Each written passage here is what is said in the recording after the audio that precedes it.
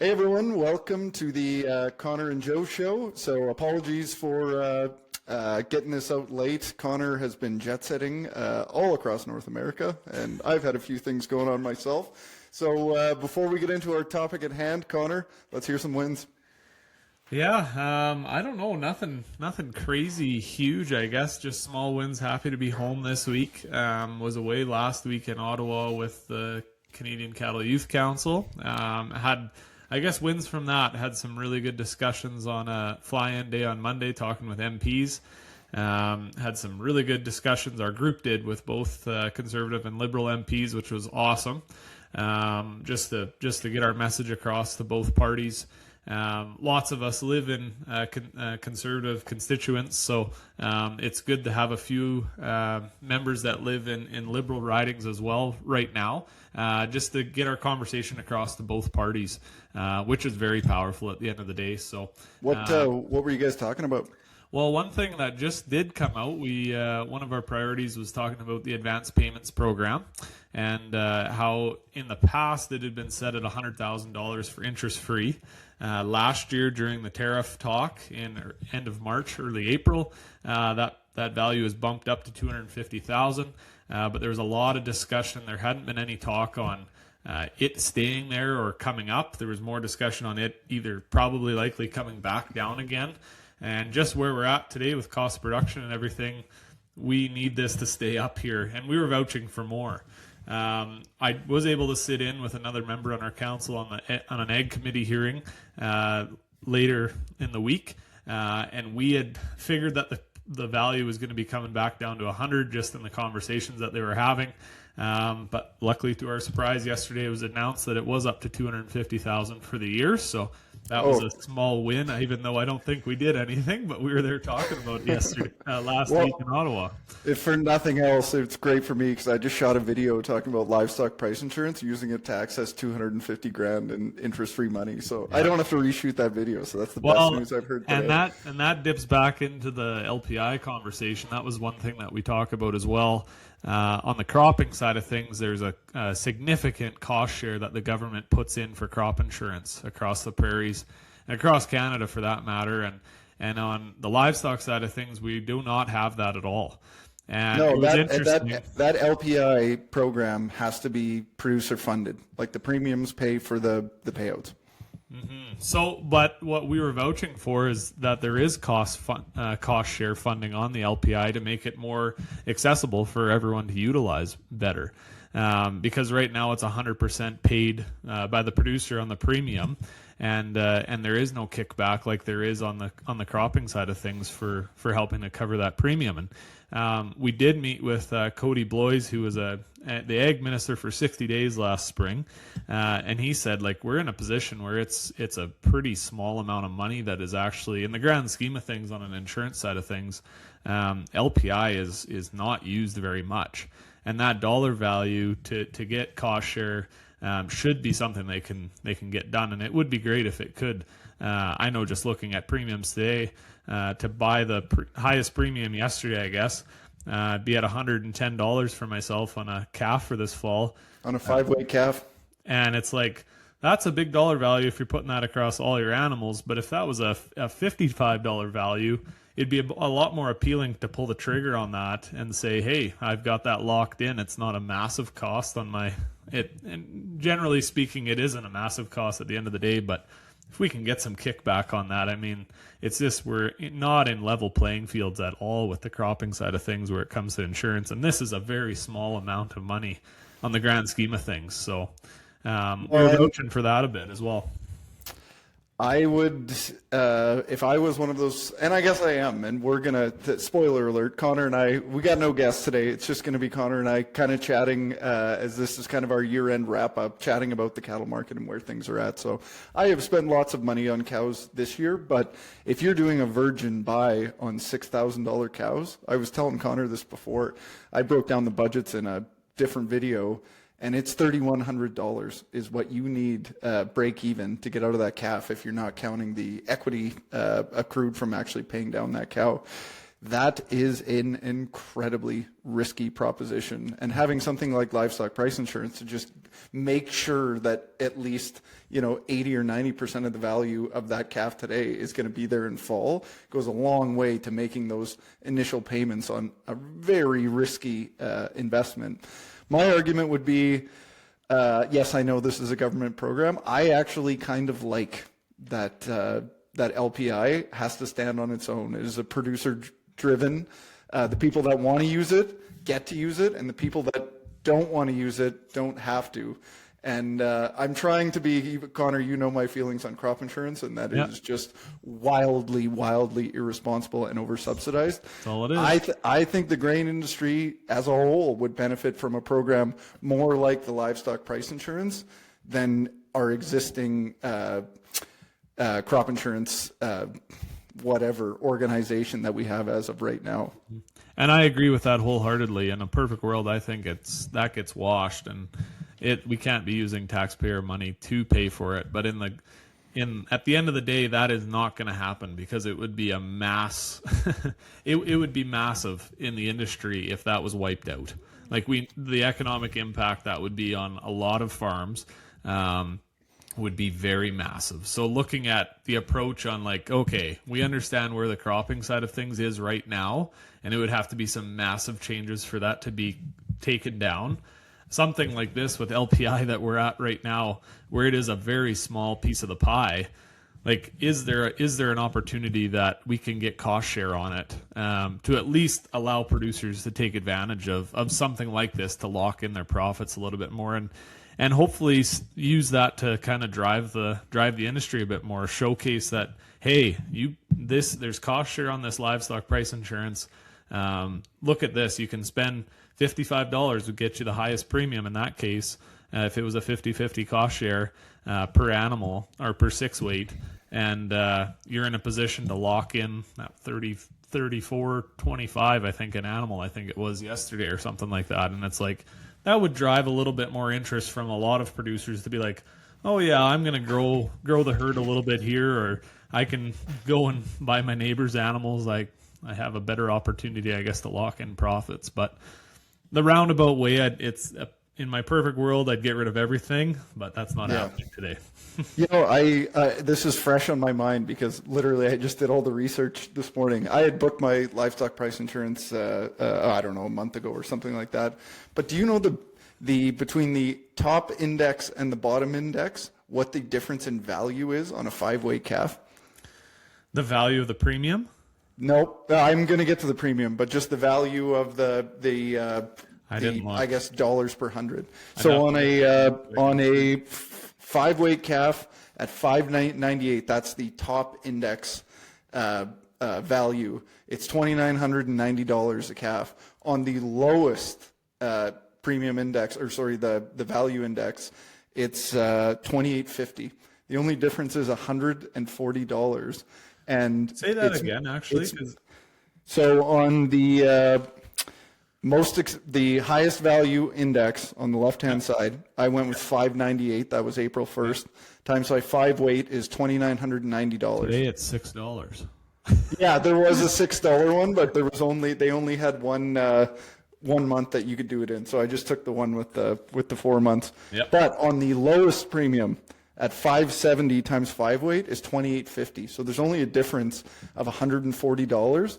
But the difference in the premium is $57. So I don't really understand why not just pick the lowest premium. Really, what's the difference between $140 a calf? Really, what you're insuring against, in my opinion, is that market dropping $1,000 a calf. So you might as well just pick the low premium number, and you've got 140 less bucks to work with, but at least if you're actually selling calves for $1,800, you're going to be damn glad that they're going to top you up to $2,870 or whatever that is, $2,850. Yeah, the amount is not. It is crazy. Yeah, it goes from 16 down to 1050, which is a pretty big jump for the difference of the actual value at 572 to 596. Well, I had at the 570. I think it was in the nines. The 570 for the earliest one is at 944 right now. and that's for the September 21st. So that's pretty early in the year, I would say, I guess. But For sure, but it's still like how many months out, like just being protected, because like this is a crazy world we're living in nowadays, and it just seems like, oh, it would suck to put all the work in and start gaining some traction, and some BS macroeconomic, whether it's governmental or disease or something, comes in and pulls the carpet out from underneath you. I just think, like, I've been harping on you about this for years. I just think it's such a no-brainer of a program. And back to the government point, it's kind of cool that it's producer driven. Like, our premiums are paying for it. We don't have to ask, a family of 5 in downtown Toronto to subsidize our business that we've got millions of dollars in equity in land investment. It's just something well, we've had this conversation lots in private. I don't need to get back on my milking stool. But I guess that, Joe, before I ask you on your win, that does lead to the next thing that I think is probably going to be on a high discussion with the Canadian Cattle Association here in the coming weeks is the government is actively looking to strike a deal with Mercosur, which is the South American countries have a trade party together, and we were really pushing and coming into meeting with MPs last week on ensuring we're keeping beef out of that, because it would really flood, especially Brazilian beef. I was able to go to Nashville this year and hear the worry out of the U.S. on Brazil on the marketplace. Because they are just rapidly developing so massive. And whenever there is a shortage of beef or more quotas needed, it's boom, you got it. And it's like, where does this beef all come from?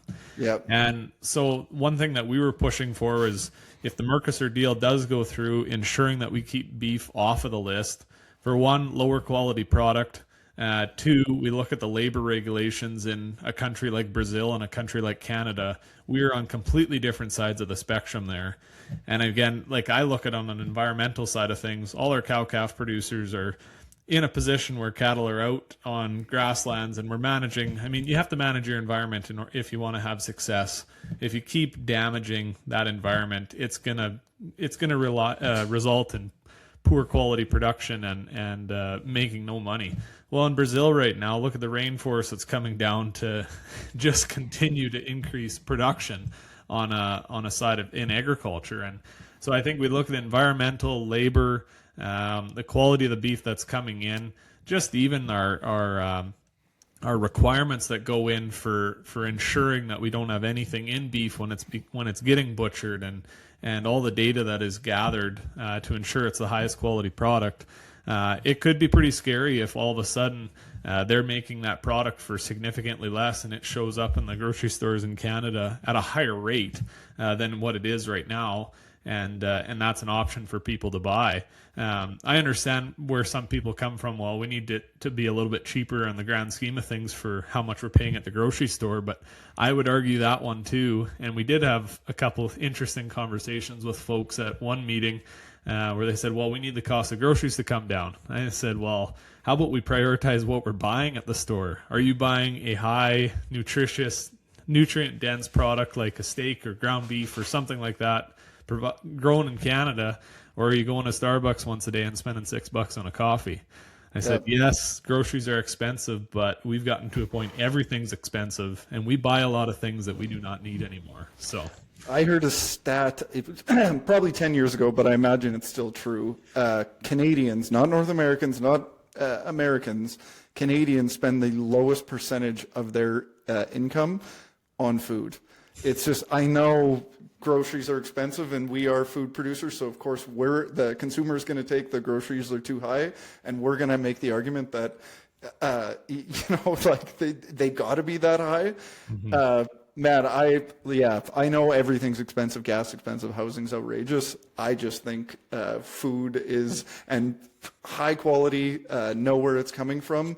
Food production is just like the most important investment that you'll make. Easy for me to say, being the one on that side of the equation.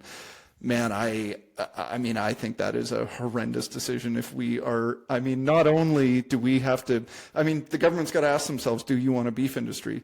Because we have conditions that they don't have in Brazil, which is 6 months of winter. Yeah, like, so if we're importing, maybe there's a macroeconomist out there that says, well, in a perfect free trade environment, the land in Canada would be used for something different, and if you can do it more economically in Brazil, you should absolutely do that.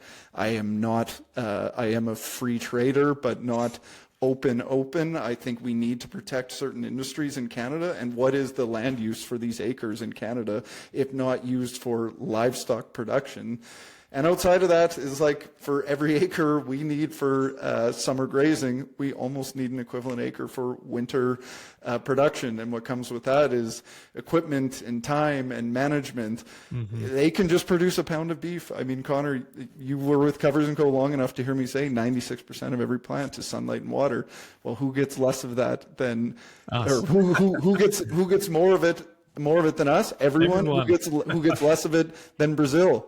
No one. Or sorry, everyone gets less than Brazil. Absolutely. So I don't know. We protect the dairy industry in Canada. We protect ethanol in Canada. We can't protect our livestock industry in Canada. Like that just seems like a no-brainer.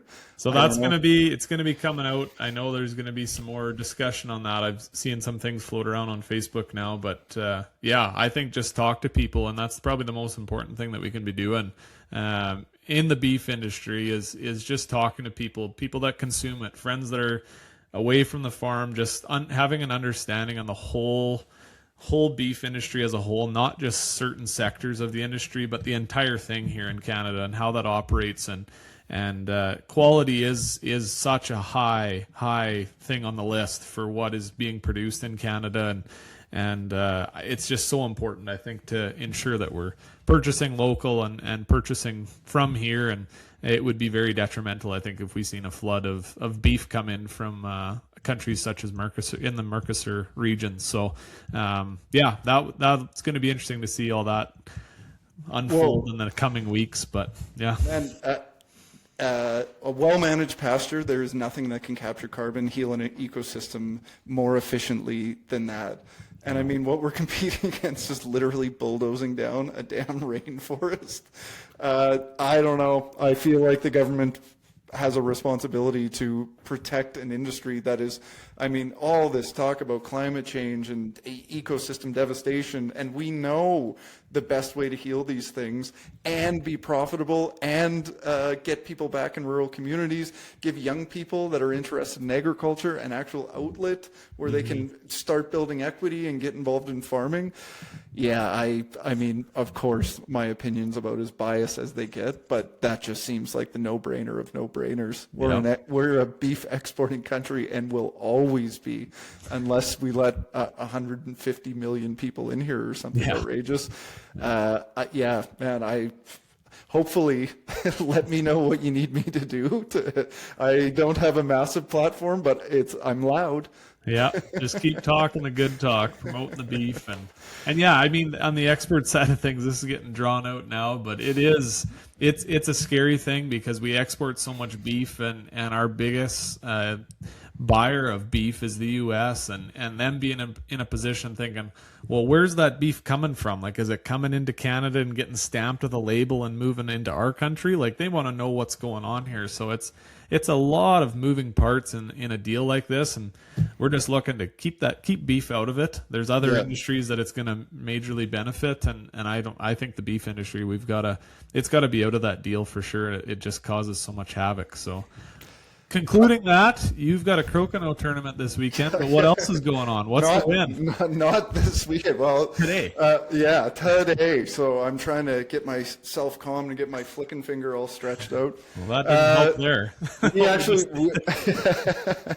we actually had a great week. So I call it our legacy cow herd. We sold them in January, and we were custom feeding for a buddy of mine who bought them, which is kind of nice. A friend of mine bought them. I can go visit them. I had no idea I was going to miss them that much, or that was going to be such a hard day. But we had like 8 inches of snow the night before the trucks came, kept the frost out of the ground. So it was slippery for a while, and then it was solid mud. It was a long damn day, but by the end of the day, we ended up, we sold and shipped off 180, and then we ended up, the corrals were already mucky, and they were only going to get worse, so we ended up hauling 200 of our fall calving group out the same day. And 6 a.m. to 8 p.m., never leaving the mucky ass corrals. I was exhausted. But Derek, my brother's partner, and I we were on the hauling crew, and Josh and Sheldon were on the fence fixing and getting the bale paddocks all set up. And Derek and I, at the end of the day, we try and do, after days like that, what worked well and what didn't work well. So we're very conscious of, like, if there's improvements that need to be made. And don't get me wrong, there were a ton of improvements that needed to be made. And Gravel? Wow, gravel, some more gates with hinges. I don't know. We've got a couple pens where it's impossible to get the cows out. But we had the realization where if you rewind even 2 years on our operation, our water infrastructure was not in place to be able to have that many cows even around our yard. Our all of our corrals, like, we invested a ton in freestanding panels and gates and loading chutes and gravel, not enough gravel. But we had the realization, if we rewind 2 years, it would have taken twice as much labor and we would have got half as much done. So our win is, yeah, we're going to improve the system, but man, I think so much of wins is like appreciating the work you've put in and the improvements you've already made, you know? Like, it would have been easy to be, at the end of that day, there were times where tensions were high, to be like, okay, I don't want to speak to anyone, I don't want to think about that, I'm glad it's done, but like, let's just move on with our lives. But like, to be like, yeah, that day sucked, but it wasn't that long ago where that day would have sucked and been half as productive and less enjoyable for the people that were in there. So yeah, that's the last hauling we'll do till we're going to sell some cows here in maybe a month and a half, something like that. But that's the last hauling we'll have to do, so we can start focusing on how to improve things, how to make things more efficient. So that was a huge win. And for loyal listeners of this podcast, it's a ranching for profit thing. So definitely consider going. Generally, any of the calls that I'm having with producers these days, I give Ranching for Profit a shout out. But yeah, going over right when you're done, what worked well, what didn't work well. I can give John Haskell a shout out too. He promotes that as well.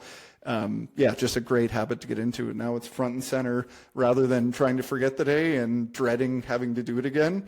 Just it's fresh in our mind, let's improve these things. So, and write it down. Write it down is an important factor in that. So, shocking, Connor, our wins went long. Man, we were just chatting beforehand about what do we want to go through content-wise on the pod. And I think because this is going to be our wrap-up episode for summertime, man, the cow industry is hot. I'm seeing young cows in 6750, hearing stories from Alberta. Pairs are up in the 8 to 10 range. For you and I that follow this stuff close, let's just get your thoughts on where we're at, what you see, what you're excited about here going into summer. Yeah, it's been a busy winter on the cow buy-in side of things. I know for myself, and I think even with these high prices, obviously everyone's like, "Oh, it's pretty hard to get in," but there is opportunities. I think when you dig into a few different classes right now, just with the high market for sure, there's more excitement in it, and the opportunities are there. I think across the board, it's just you got to look at things a little bit differently and. Everyone's going to have a different risk factor and a different approach that they want to take in this market. But I'm pretty excited moving into the next couple of months. I got quite a few cows that are going to be calving here in the next 60 to 75 days type of thing, and then move into another group that we're breeding and calving later in the summer as well. And I'm really looking forward to start implementing the sell buy marketing kind of practice wholeheartedly now, at a position now where I'm just focusing on capturing low value, and really looking at the relationships between that. So just forming some good habits now on what things are going for, what their intrinsic value is, what I need to be, how much of a spread between the actual value and what I can replace it with can be, or how tight it is in some scenarios as well, I guess. And just really looking to getting into that and working on at a more consistent level. I've been kind of doing more virgin buys or a few buy sell trades, I guess, in the last couple of years. So to really dive into it wholeheartedly on a sell buy is going to be pretty exciting for myself, and just see where this thing goes. I think there's a lot of runway left with it yet. Do you think is your inventory set now? It's just maintain. Pretty much, yeah. I'm pretty much at a point where I'm at my, I don't know, carrying capacity. It's kind of weird because I'm not running on very much land, and I'm going to be feeding a lot. But just on the realistic list of land availability and what feed is worth, that's the avenue that I've gone down. So I'm kind of at a point now where I'm at a max on inventory that I can buy in just for spending, but I can just focus on trading now, which is pretty exciting. Increased turnover. Yeah, focus on turnover as much as possible, and I think like diversity. I've always been a fan of diversity and having a few different options. Don't want to get it out of control where it's like too many groups that I'm dealing with, but having a little bit of this and a little bit of that, I think helps a lot as well, because you might win really good on one where you lose on the other, and if you can kind of bend that together, it works good. And instead of having just wholeheartedly one set group of animals that are either the same weight range or the same age for calving or same time frame for calving, I think all within reason, I'm going to be able to be at a spot to kind of have two groups. Now there's going to be three groups within that one group and two groups within the other, but they can kind of intermingle how they are, and I've got them all tagged in a way that I can look after that decently. So. Well, and that you're a glass half full guy, which is what I like about you. I mean, having limited amounts of acres, and if you are doing more feeding, it allows you to take advantage of those things. Having more groups, because you can more intensively manage them. So, man, it's just about taking advantage of the cards you were dealt, you know? Yeah. What about yourself? Well, I was telling you this story before we came on, so I'm trying to get together a Getting Into Cows webinar, grain farms that have looking at grain budget and saying these suck, and actually investing in cows and just seeing what that looks like. I know I've had a number of conversations with grain producers that are, they're either excited to get in or they would like to get in and wonder how the hell this is even possible. So I did not a sell-buy principle, just a good old-fashioned conventional farming budget. I used Manitoba Agriculture cost of production budgets and a $6,000 buy-in on a bred cow. I think I used 6% interest on that cow, but with Manitoba Agriculture's cost of production budget combined with those payment terms, the break even on a calf was almost $3,100. And you and I have had this conversation lots. There's a few things in that cost of production budget that I just think they're low. Now, they're never going to be able to please everyone because my costs are different than your costs are different than my neighbor's costs. So it's a best guess, and I completely understand. I just appreciate that's a resource that they put out there because I think it's super helpful for producers. But if you're staring down the barrel at a $6,000 investment and looking at a $3,100 return on investment, break even before you're getting any return on said investment, a couple things. I would highly recommend the livestock price insurance in year one for sure. The other thing that I would recommend is, I mean, you and I talk about this all the time, but this sell by and capture, actually converting equity into cash into your bank account is just something that you're going to have to take a serious look at, because at $6,000 and you got to put $1,500 into her to get her through a year, and you're getting. And I think that's the low end. Yeah, for sure. But you're getting say $3,300 back on a calf. Like after year one, you still have a significant investment, And a lot of we've had quite a few conversations about ranching for profit numbers on how many calves the average cow has. Most producers are absolutely flabbergasted that the real number is somewhere between 3.2 and 3.8. So if you got a 5-year loan on a already mature cow for $6,000, what's the relative reasonable opportunity or reasonable situation where she's even still in the farm by the time you're through that 5 years?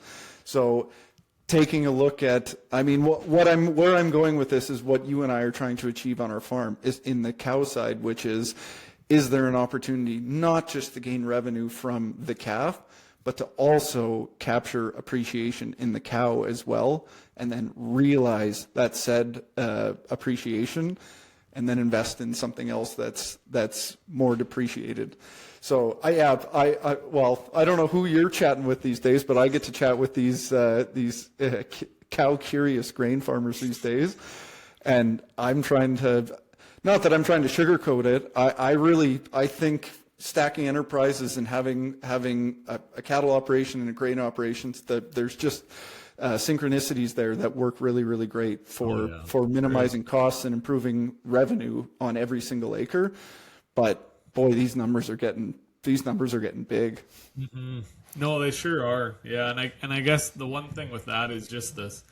The workload, and it can be a massive undertaking. Like to go from a straight grain production, your day-to-day life is going to look completely different if all of a sudden you add cattle into the equation. So it's not just, even if the numbers look good, the whole idea of doing it still has to work really well, it's the biggest hurdle for sure, because maybe there's a way that you don't need to own the cows, but the cows can be at your place, and vice versa. You don't have the cropland, but maybe the cropland can be available to you by working with a neighbor. And looking at opportunities this year was, hey, I can pay this much a pound for feed delivered to my yard. Can I work with a neighbor to grow a silage crop for me this year, or do something like that where grain budget might not look as appealing, but that does this year, and you can afford to pay good money for a feed source when your livestock are at a higher point, and help them out, and vice versa in a different year if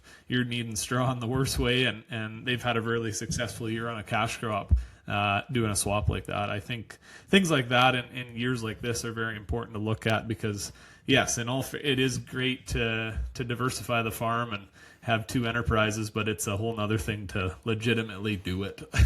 Well, and I always say, I'm a huge promoter of the cattle industry. I love it, man, and I know obviously you do too. And I've had 20 years to figure out a system that works for our farm.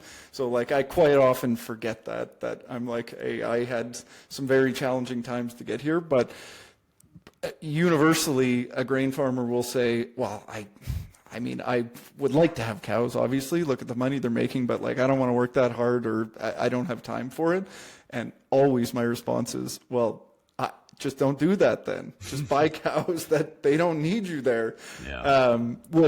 I was telling you a story about a neighbor buddy of mine that I actually sold some cows to that just had a string of bad luck, and he's at his wit's end just because he thinks everything that he's doing is wrong, that it's something he did.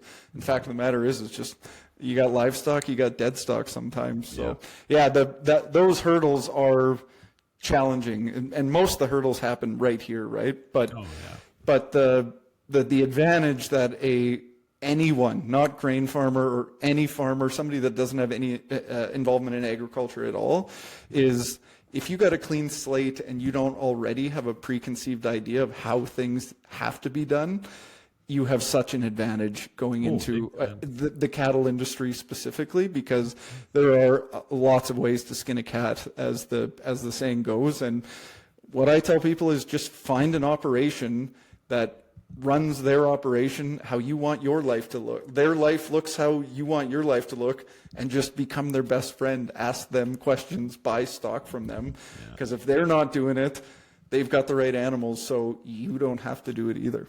Mm-hmm. No, I completely agree with that. And it is funny, actually.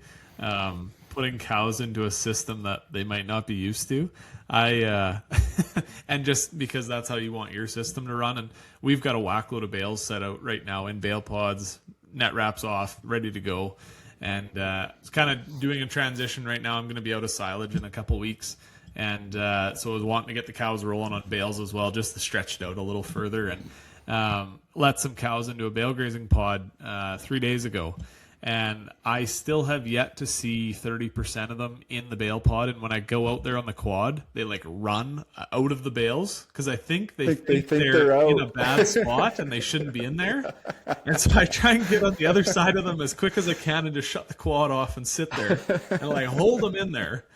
But it's hilarious because I mean, in that setting for myself, there was a bit of setup time, but I buzzed out there on the quad today and I got a good workout in on the silage pile because we've got our pile's pretty wide this year, so there's a decent amount of sledgehammering on the top frozen parts, which when it's -2, it's a lot nicer than when it's -25 out. For sure. But 20 minutes I was done and then just buzzed on the quad checking everything, and cows are all eating bales and it's all good. But yeah, it's funny bringing cows into a system where they're not used to it, and they were just we need to get, every time I go out there they're just hightailing it out of the bales. I'm like, you're not getting chased.